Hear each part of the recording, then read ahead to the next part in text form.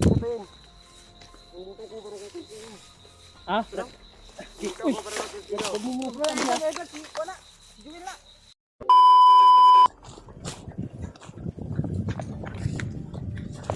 Agay! Aray ko!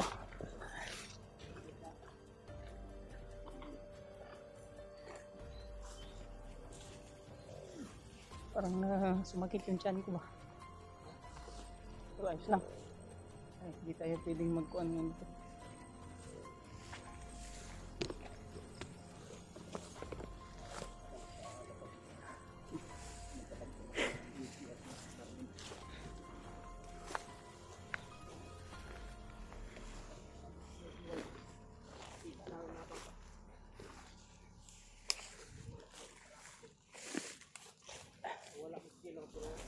Nakita namin si Teddy Ward.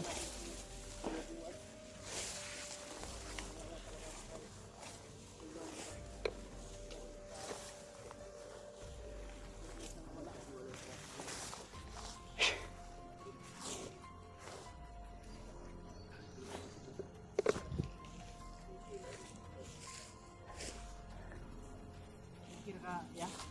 Kira. Salamat gani ko nga naana mo. Na nawala si Brad Kilaw, pero nakita natin si Teddy Ward. Nadaanan kaming punong kahoy kanina, pero hindi kami sure kung doon ka nag ano. Pahinga kasi sabi sa amin ng mga supporters sa malaking puno ka daw.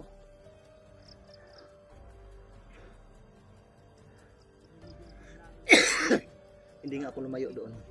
Pero yung pinuntahan nyo, tama yung direksyon na pinuntahan nyo. Kung hindi lang ako lumayo.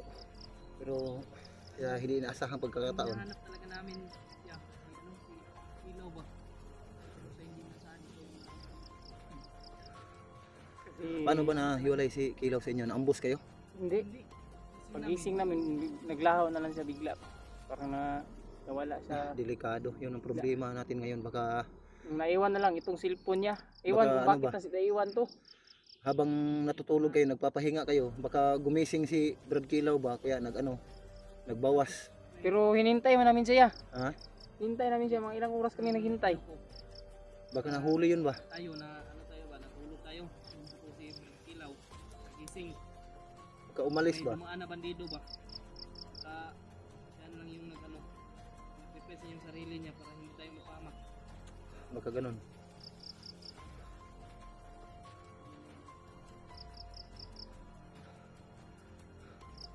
Basta habang nandito pa tayo, hahanapin natin si Kilaw. Sana iligtas si Brad Kilaw. Pero kailangan mo, ikaw ya, kailangan mo talagang kuan. Talaga, commander. Kaaway natin ang commander, patay na. Oh, si Bangas patay na yun niya. Sinunog na namin yun. Para hindi na buhayin ulit ni Bagnot. Buti na lang na nyo si Bangas. Grabe yung pagpapahirap niya sa akin. Yung isang commander na lang si Dario. Yung mga tauhan niya na nagpapahirap sa akin. Ikaw ya, kailangan mo talagang kuan, makababa ka kasi kailangan mong kuan, samahan yung asawa mo. Diba sabi mo? Tapos sabi niya sa akin, nung nagsama pa tayo, ng karaan, April mga anak ng asawa niya. Tapos April man ngayon. Hindi ko alam yung sitwasyon ng buhay nila ngayon. Sana makababa ko kaagad. Wala na yung kinakain. Wala yung problema no. Pero ano man, may nagbigay man sa akin nung nakaraan. At sabi niya, ibigay ko lang daw sa asawa mo. Kaya yun, ibinigay ko ate. Salamat. Salamat si ate sa akin. 1,000 lang yun. Pero malaking tulong na rin yun, Ben. Tulong yan. So, buti na lang nandito si Marvin nag-abot, sabi niya, ibigay mo lang sa asawa niya, kawawa din si Jeward. Nagbagong buhay na yung tao, naghanap buhay ng marangal, naghanap ng pinto. So, pero ayaw pa rin tigilan ng mga hinayupak sa mga bandido. Dito na lang ako magpasalamat sa kung sino man yung nag-abot ng tulong para sa pamilya ko sa pamamagitan ng kay Marvin.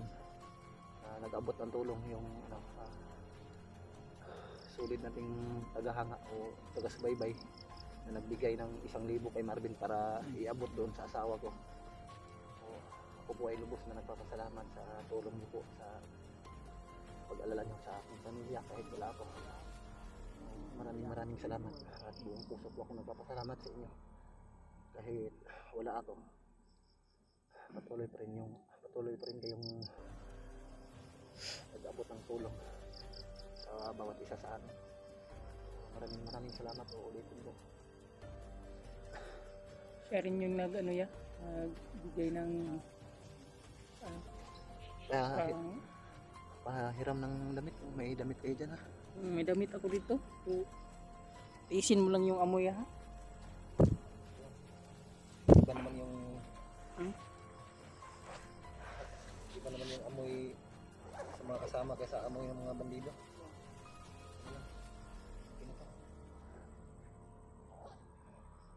Okay pa naman. Kaya pa man yung amoy. Kaya ba? Pero yung damit ng bandido na ibinigay sa akin parang 20 years na hindi na nabasa. Hindi na siguro na yun nalabhan. Okay lang. Medyo mabango pa naman yung damit ni Marvin. Kaya G-Ward na yan. Medyo mabango pa naman yung damit ni Marvin. Medyo mabango pa yung damit ni Marvin. Medyo mabango lang. Hindi katulad yung mga damit ng bandido na nilagay sa mukha ko. Grabe. Nasuka talaga ako. So ayun matol. Sana i-share nyo po itong video po namin sa mga kasamahan po namin. Malaman po ng mga kasamahan po namin yung sitwasyon namin ngayon. Pero salamat po namin sa Panginoon, kay Lolo, sa paggabay po sa amin. At sa wakas ay nakita namin si Kuya G-Ward. Sana ay mahanap din natin si Brad Kilaw. At para matulungan din natin yung kabila. Yung asawa niya, kailangan din siya. Tapos kailangan din ng pahinga. Marami itong bukit. Ang kuan lang natin ang lima, kailangan din natin tulungan yung kabila. Kuya Bads, kasi maraming nagre-request, tulungan din natin sila doon. O hindi natin magawa kasi nga sunod-sunod yung mga problema. Pero sana ay gabayan tayo ng Panginoon, Lolo, at matapos lang natin ito. So yun matol, dasal lang po. At sana ay tulungan niyo po kami sa pagdarasal.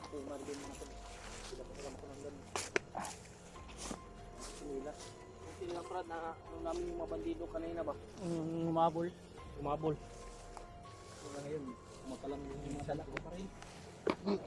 Ilang niya kasi may kunti man tayong pagkain, may kunti pa kaming pagkain. Mamaya pag may kuan tayo, hanap na tayo ng magandang lugar. Bigay lang namin sa iyo.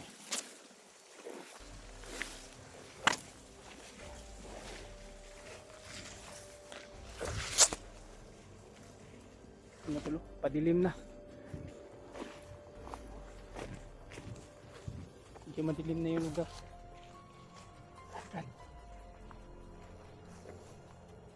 May ano dyan ba ito? Parang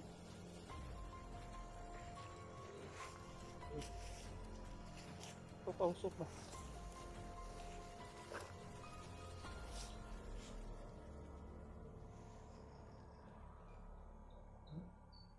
Saan banda yan?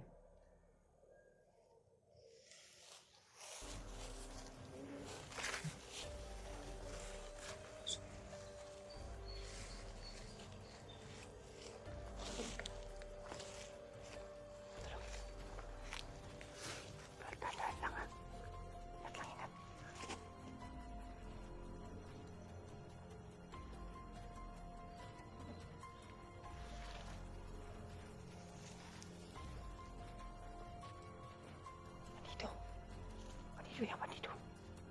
Pero, bandito. Bandito.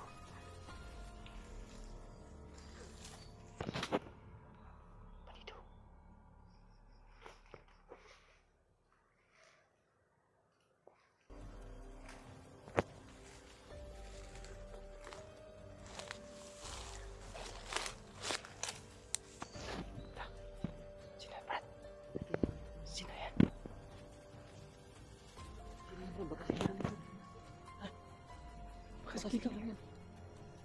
Nakita niyo ba dito ba?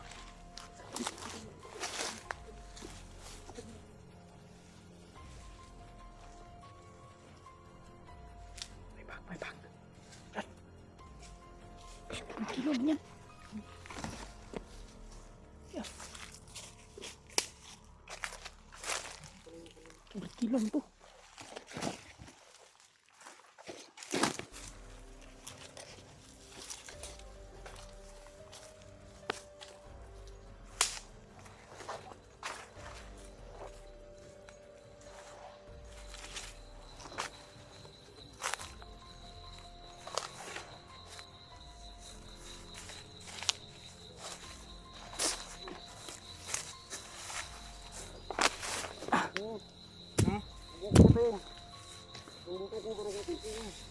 Ah, uy,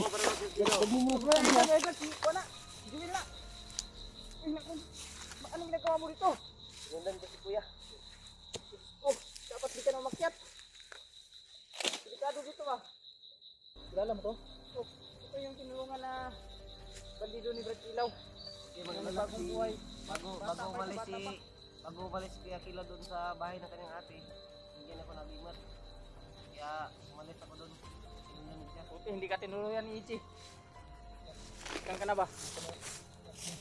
Buti na salita. Kumutahin daw, Brad. Yung kilala ko kasi ito yung tinulungan ni Ilaw. Joel. Bakit mo hindi niya kasama si Kuya Kilaw? Wala si Kilo mo bigla. Wala si Kilo. Nahanap namin siya. Iwan kung saan siya nagpunta pero pagka umaga nung gumising kami, bigla na lang siya naglaho. So nakita namin yung bag niya oh. Diyan oh. Akala nga namin dyan, siya yung pumaslang dun sa bandido. So ang tanong, bakit nan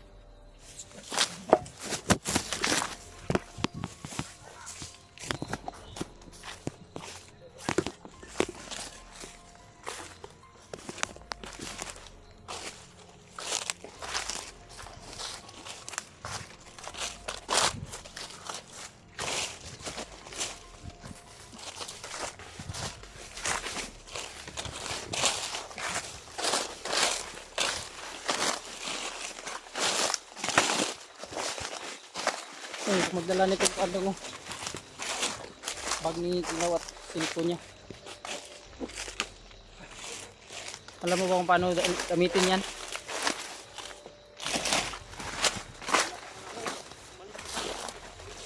Hindi ka man lang nag ano ba? Dapat nag saan ko nakatira, Brad? Sa kinabrad Ilaw yan nag ano ngayon? Yung oh, bakit sumunod pa itong batang to? Dapat nagpaano ka na nandun, nagpahinga.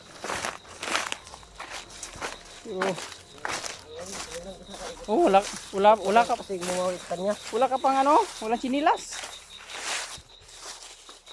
So doon sa inahan ko kayo na maraming bandido doon. Nakabantay sa may daanan.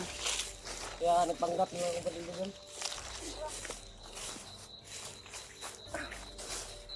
Walang sinilas, Brado. Walang sinilas.